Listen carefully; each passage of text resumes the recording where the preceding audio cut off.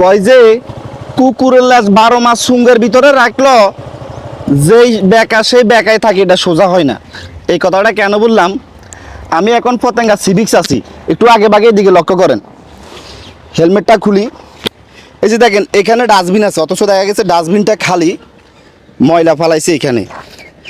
চা খাইছে, ডাব নারকল খাইছে, মাছ খাইছে, এই যে সিভিক্স এসে চিকেন খাইছে, সব ময়লা এখানে ফালাইছে। আর এটা হইলো সিভিক্সের একেবারে মেন রোড, যেখানে প্রতি শুক্রবারে এবং প্রতিদিন হাজার হাজার লাখ লাখ পর্যটক আসে বিভিন্ন জায়গা থেকে। তো সিভিক্সের যদি এই অবস্থা হয়, তাহলে মানুষ কি এখান থেকে যায় সুনাম করবে?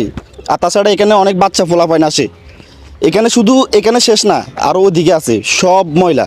মানুষের বিবেক কোথায় যাইলে এই ধরনের কাজগুলো করে?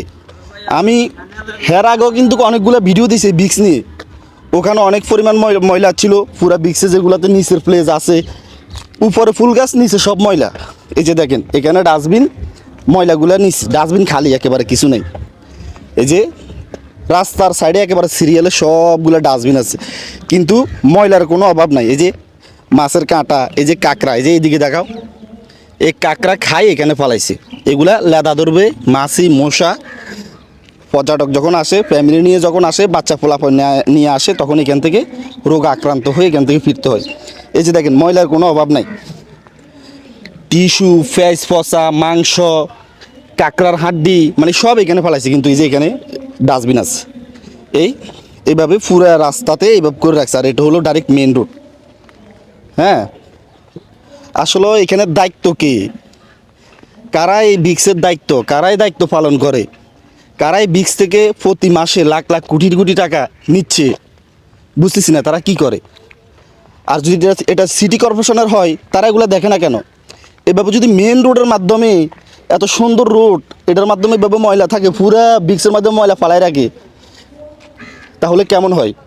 এখানে প্রয়োজন হচ্ছে যে কোনো কাউকে দায়িত্ব দেওয়া, যে ময়লা ফালাবে তাকে জরিমানা করতে হবে।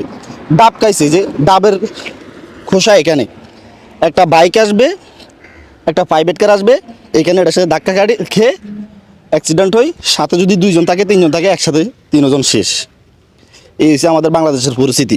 ভিডিওটা যথেষ্ট পরিমাণ শেয়ার করেন, যেন যারা উপরের লাইনে আছে এবং সিটি কর্পোরেশনে যারা আছে তাদের চোখে যায়, তারা যেন এখানে আরও বেশি সিকিউরিটি দেয়।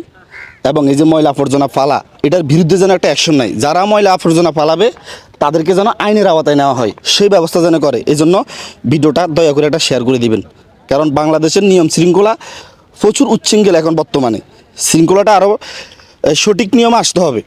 এভাবে শুধু এখানে না, আমি এর আগে কিন্তু ওই যে নিচে ভিডিও দিছিলাম বিক্সির নিচে, সেখানে যেই পরিমাণ ময়লা, মানে এক হাঁটু এক মাজা ময়লা, পাশে স্যার দিয়ে রাখে, সেই স্যারের মাধ্যমে বসে বসে চা খায়, কফি খায়, কাঁকড়া খায়, ছোটো বাচ্চা ফোলা পায়, আর মশা কামড় দেয়, উফ উফ এভাব করে, পরে এখানে রোগে আক্রান্ত হয়ে যায়।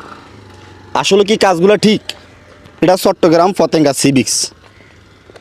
তো এটা যেন বদ্ধ হয়, আমাদের সকলের অনুরোধ, সাধারণ পাবলিক হিসেবে আমরা সবাই বলতেছি, সবাই কমেন্টে বলে যান যেন এগুলো আরও নিয়ম শৃঙ্খলা আরও ভালো হয়। কারণ আগে চট্টগ্রামে পতেঙ্গা সিভিক্স যখন এগুলাতে কোনো কিছু ছিল না, রোডঘাট ছিল না, পুরা খোলামেলা ছিল, তখন আরও ভালো ছিল। এখন এত উন্নত হয়ে কী হলো যদি এত ময়লা আবর্জনা এদিকে থাকে?